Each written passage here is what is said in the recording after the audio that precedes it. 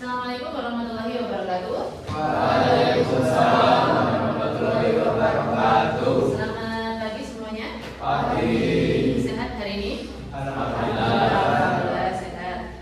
Oke, kita ketemu lagi di mata pelajaran KKA, yaitu coding dan kecerdasan artifisial.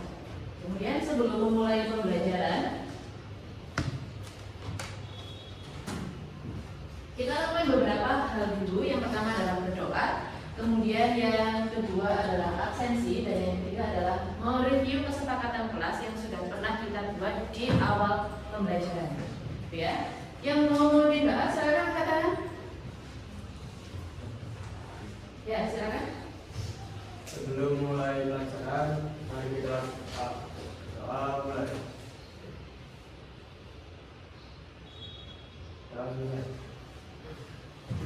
Terima kasih. Yang berikutnya adalah kegiatan absensi. Saya panggil satu-satu. Ahmad Ridwan ada? Syarifuddin, Alvarez, Anggun Bella, Aspan, Atsa, Jiro, Novelita, Raihan, Tania, Felix. Baik, terima kasih. Yang berikutnya kita akan melakukan review kesepakatan kelas. Kenapa sih Pak harus direview? Agar kita tuh selalu mengingat kesepakatan apa sih yang sudah kita setujui di kontrak awal pembelajaran. Nah, yang pertama adalah tidak diperbolehkan gaduh. Di sini dalam artian gaduh yang tidak terkondisikan. Kalau misalkan gaduhnya itu bersifat diskusi, itu boleh. Yang tidak diperbolehkan adalah yang tidak bisa dikondisikan, kemudian bertengkar dan lain sebagainya. Yang kedua, tidak diperbolehkan makan makanan berat, itu pasti. Misalkan kalian membutuhkan air minum atau snack kecil seperti permen atau coklat, itu boleh. Yang ketiga, tidak diperbolehkan mengoperasikan handphone kecuali ada instruksi. Jadi selagi tidak ada instruksi, kalian bisa memanfaatkan fasilitas seperti PC yang sudah disediakan di lab ini. Yang berikutnya, tidak boleh melakukan bullying. Ini sifatnya adalah mutlak. Tidak boleh ada bullying di lingkungan sekolah kita, bukan hanya di kelas ini. Nah, dalam pembelajaran kali ini kita ada yang namanya dimensi profil lulusan. Yang pertama adalah penalaran kritis. Kenapa ada penalaran kritis? Karena di setiap proyeknya nanti kalian akan dibuat untuk berpikir secara kritis untuk menyelesaikan masalah atau tugas yang diberikan oleh bapak atau ibu guru. Kemudian kreativitas. Selalu dalam mengerjakan tugas atau menyelesaikan suatu masalah, kita akan melibatkan kreatif atau kreasi kita. Yang ketiga adalah kolaborasi. Tidak mungkin kalau kita tidak adanya kolaborasi. Pasti akan ada yang namanya diskusi, akan ada yang namanya sharing dengan teman sekelas maupun dengan saya sebagai guru di sini. Yang keempat ada kemandirian.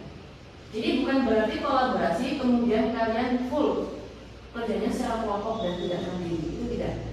Contohnya mandiri apa? Tugas yang akan nantinya saya berikan itu bisa dikerjakan dimanapun dan kapanpun. Jadi kalian tidak perlu menunggu masuk lab, tidak perlu menunggu ketemu saya atau ketemu dengan teman satu kelas kalian. Yang kelima adalah komunikasi. Ya, jadi di sini kita juga akan menuntun kalian untuk bisa mengkomunikasikan apa yang sudah kalian kerjakan, apa yang sudah kalian kreasikan, apa yang sudah kalian dapatkan. Contohnya adalah dalam bentuk presentasi kelas. Oke, kita masuk di materi awal dulu. KA. KA biasa disebut dengan AI atau Artificial Intelligence. Tapi dalam bahasa Indonesia dia disebut dengan KA. Jadi kita sepakat istilah yang kita gunakan adalah KA atau kecerdasan artifisial. Bu, artinya sama nggak ya? Sama. Cuma beda istilahnya saja. Dilakukan di bahasa Indonesia. Ya. Nah, KA yang paling banyak digunakan. Nanti siswa-siswi di sini boleh banget kalau misalkan mau menambahkan. Saya tuh nggak pakai ChatGPT, saya nggak pakai itu. Boleh, silakan ditambahkan.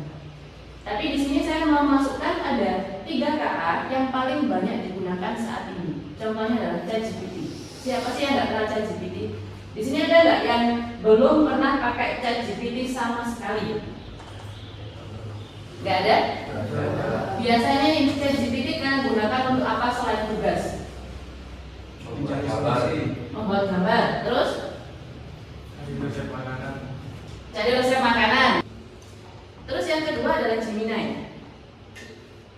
tulisannya Gemini tapi bacanya Gemini.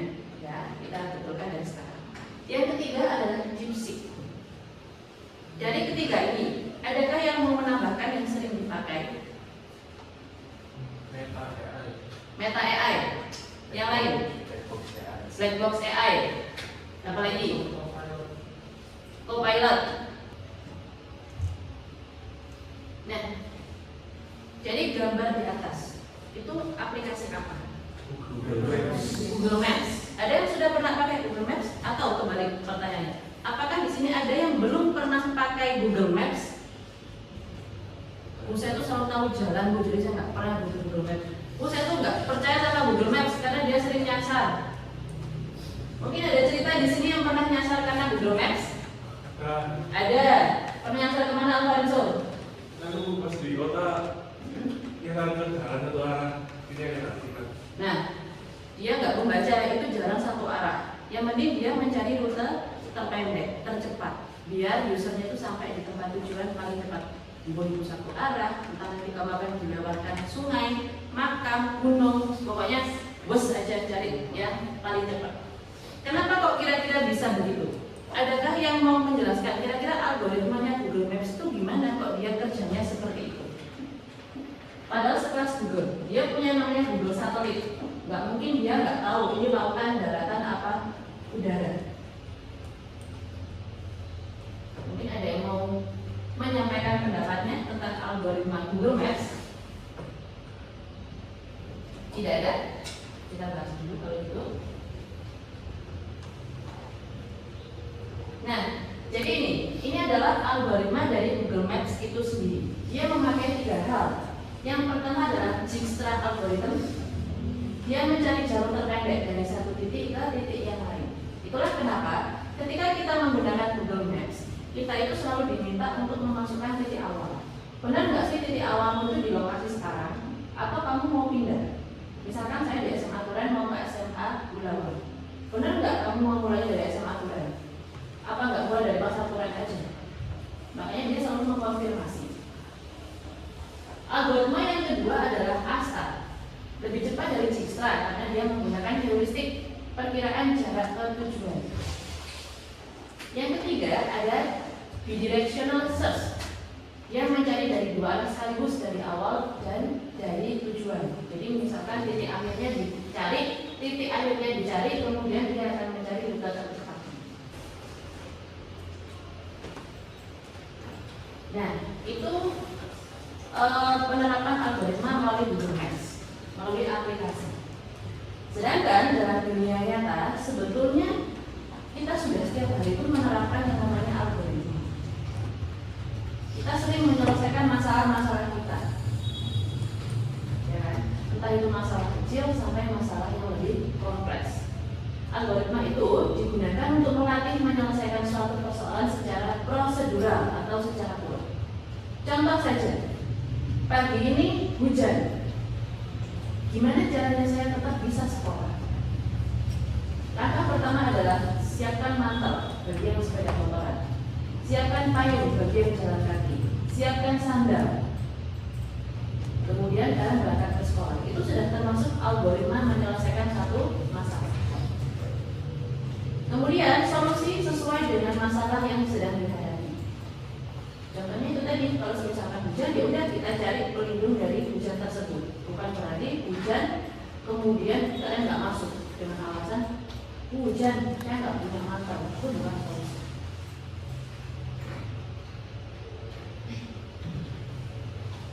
Nah, ini adalah tujuan pembelajaran kita hari ini. Yang pertama adalah menjelaskan konsep algoritma dan perannya dalam pemrograman. Sudah saya spill sedikit tadi. Kemudian menganalisis persoalan sederhana dan menyusun langkah penyelesaiannya. Yang ketiga adalah menuliskan algoritma dalam bentuk pseudocode dan flowchart. Menggunakan paradigma pemrograman berjenjang dari analisis, algoritma, baru kode. Itu adalah yang namanya paradigma berjenjang. Jadi nggak boleh kode dulu baru analisis. Semuanya harus dianalisis dulu, kemudian proses pembuatan algoritmanya dan baru kode programnya. Menyelesaikan tugas secara mandiri maupun berkolaborasi. Nah, kalau tadi kita kita sudah menemukan algoritma dari Google Maps, kita sudah mencari atau menemukan konsep algoritma dalam kehidupan sehari-hari, sekarang kita akan mencoba contoh dasar algoritma kita berhitung. Sebelum ada KA atau kecerdasan artifisial, kita masih menghitung pakai simbol. Kalian mengalami nggak hitung pakai simbol? Masih kan? Nah, hitung satu-satu, biasanya per baris ada 10 dan ke bawahnya ada 10. Jadi satu simbol biasanya ada 100, ya kan? Bentuknya dan warnanya pun juga macam-macam, disesuaikan dengan desainnya. Tapi setelah ada KA atau ada KA saat ini, kalian pernah nggak dapat PR matematika terus kalian langsung ngefoto terus langsung upload? Jujur? Pernah Bu. Bahkan sering, bahkan hampir tiap hari ketika dapat PR dari Sudati, Pak Ferry, Pak Niko dan lain-lain. Itu saat ini udah banget kan, sudah nggak perlu ngetik lagi soalnya. Misalkan soalnya dalam bentuk akar kuadrat atau dalam bentuk limit, itu kan susah ya ngetiknya pakai keyboard. Karena cuma tinggal foto terus upload. Itu saat ini loh ya, kita nggak tahu besok dan ke depannya akan seperti apa KA dalam kehidupan kita.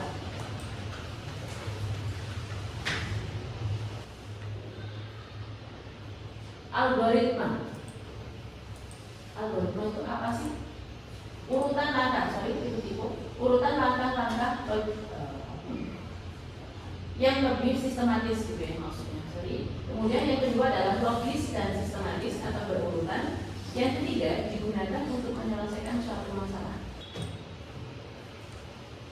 Algoritma yang baik ada ciri-cirinya. Yang pertama adalah dia jelas dan tidak ambigu. Apa sih ambigu itu?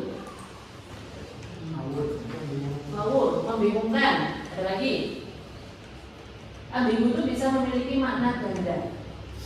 Nah itu nggak boleh. Kemudian memiliki awal dan akhir itu pasti. Memiliki masalah dan memiliki solusi itu pasti. Algoritma. Kemudian yang berikutnya adalah efisien, entah itu dari waktu, entah itu dari biaya dan lain sebagainya. Dapat digunakan di berbagai situasi. Sudah terbukti bisa digunakan di pemrograman, bisa digunakan dalam kehidupan sehari-hari. Nah, kalau tadi kita membahas tentang algoritma, sekarang kita akan membahas tentang flowchart. Kalian masih ingat flowchart itu apa? Bahasa Indonesianya flowchart apa? Diagram mengalir. Nah, kemudian yang kedua adalah dia merupakan representasi visual dari suatu proses atau sistem. Ingat, flowchart tidak hanya digunakan untuk bahasa pemrograman atau aplikasi. Bisa juga apa yang sudah kita bahas tadi, misalkan membuatkan itu gimana, itu bisa dibuat dalam bentuk flowchart atau bagan. Menggunakan simbol-simbol standar untuk menggambarkan urutan langkah sampai keputusan. Jadi nggak boleh tuh simbolnya persegi panjang semua atau lingkaran semua, itu nggak boleh. Semuanya ada aturan dan batasannya.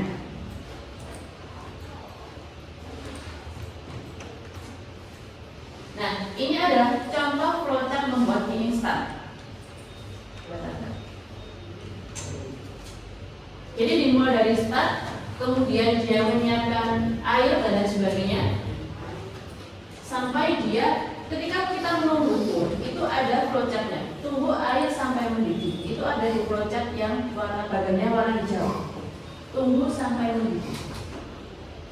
Kemudian di kotak warna biru, layang-layang, while air sudah mendidih. Jadi bacanya terkait gitu, while air sama dengan mendidih. Itu apa yang akan kita lakukan? Buka mie instan, kemudian masukkan mie-nya.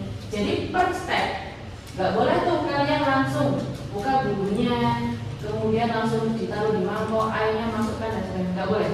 Per step, kalau bumbu ya bumbu aja, kalau air aja, kalau mie ya mie aja. Sampai di tahap akhir mie siap dimakan. Artinya kan ada start, ada end, ada awal, ada akhir, ada masalah, ada solusi. IDE merupakan Integrated Development Environment. Dia perangkat lunak lengkap yang menyediakan semua hal yang dibutuhkan oleh programmer. Difungsikan untuk menulis, mengkompilasi dan mendebug dan menjalankan produksi kelas-kelas dalam satu antaruman depan. Di sini IDE yang kita pakai adalah Programmist. Sebetulnya ada banyak yang bisa digunakan sebagai compilernya C++. ada Borland C++, ada Visual C++. Akan tetapi dalam segi penggunaannya, dalam segi efektivitasnya, saya berusaha mencari yang paling efektif yang bisa kalian gunakan tidak hanya di PC, tapi bisa di HP. Tidak perlu diinstal, tapi bisa diakses melalui website.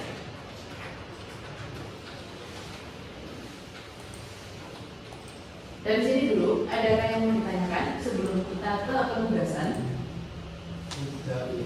Tidak, sudah jelas?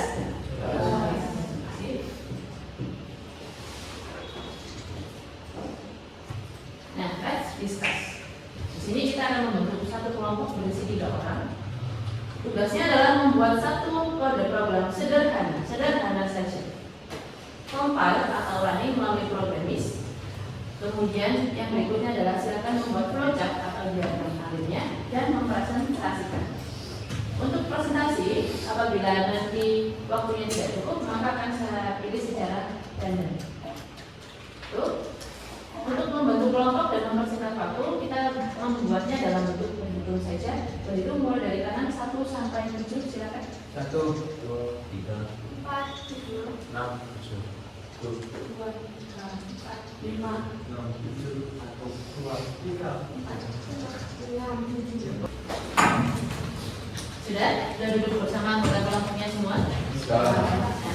Oke, satu daerah adalah satu kelompok dan di situ masih sisa satu PC. Apabila ada salah satu PC yang pendahuluan, bisa geser ke PC cadangan sebelahnya, itu ya. Nah, terus tugasnya adalah sama seperti di papan, sama seperti di layar, yaitu membuat program sederhana, kemudian membuat flowchart dan mempresentasikan. Jadi kode program yang kami buat dari pembuatannya yaitu membuat kode program out hingga out dari awal, dari mulai pembuatan teh hingga teh siap disajikan. Sudah, selesai. Langsung ke flowchart. Ya. Silakan dijelaskan diagram alirnya. Dimulai dari simbol oval yaitu yang menandakan proses pembuatan teh dimulai. Selanjutnya ada siapan air dengan simbol persegi panjang, yaitu langkah pertama yang untuk menyiapkan air bersih yang akan digunakan membuat teh. Terus di bawahnya lagi yang nomor 3, selanjutnya itu ada didihkan air sama juga persegi panjang simbolnya untuk memanaskan air hingga mendidih agar teh bisa diseduh dengan baik. Yang selanjutnya memasukkan teh ke dalam cangkir, yaitu sama juga persegi panjang yang berisi menyalakan teh daun atau kantong teh di wadah penyeduhan. Selanjutnya ada tuangkan air panas ke persegi panjang, di persegi panjang. Nah, sebelum mengakhiri kegiatan hari ini, saya mau tanya dulu nih. Ini adalah bagian dari refleksi. Kira-kira apa saja yang sudah kita pelajari hari ini? Boleh banget kalau kalian mau menyampaikan pendapat kalian. Algoritma itu apa sih tadi? Langkah-langkah, step by step. Instruksi. Pedoman. Apa lagi? Apa? Urutan. Resep. Oke, bisa. Dari cukup. Kira-kira algoritma itu penting apa enggak? Penting. Digunakan untuk apa?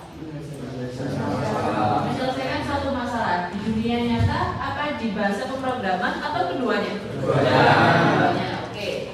Terus penerapannya, kira-kira kita sudah menerapkan belum dalam kehidupan sehari-hari? Sudah. Hanya saja kadang kita tidak mengartikan itu semua sebagai algoritma. Kadang kedengarannya algoritma itu udah serem, udah kayak penuh dengan logika, udah penuh dengan matematika dan perhitungan gitu kan.